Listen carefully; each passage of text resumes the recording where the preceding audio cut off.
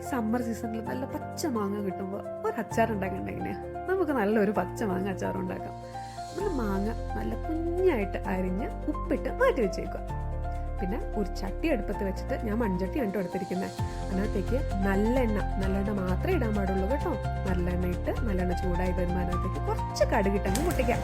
എന്നിട്ട് അതിനകത്തേക്ക് കുറച്ച് ഇഞ്ചിയും പച്ചമുളകും കുട്ടിയായിട്ട് അരിഞ്ഞതും കുറച്ച് കറിവേപ്പിലയും കൂടെ ചേർത്ത് നല്ലോണം അങ്ങ് ഇളക്കി യോജിപ്പിച്ചു.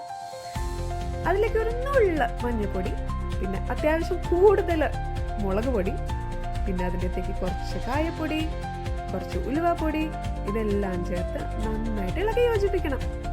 അതിലേക്ക് നമ്മൾ കുഞ്ഞിതായിട്ട് അരിഞ്ഞു വെച്ചിട്ടിരിക്കുന്ന നമ്മുടെ മാങ്ങ ഇട്ട് നന്നായി അങ്ങ് ഇളക്കി യോജിപ്പിക്കണം കേട്ടോ.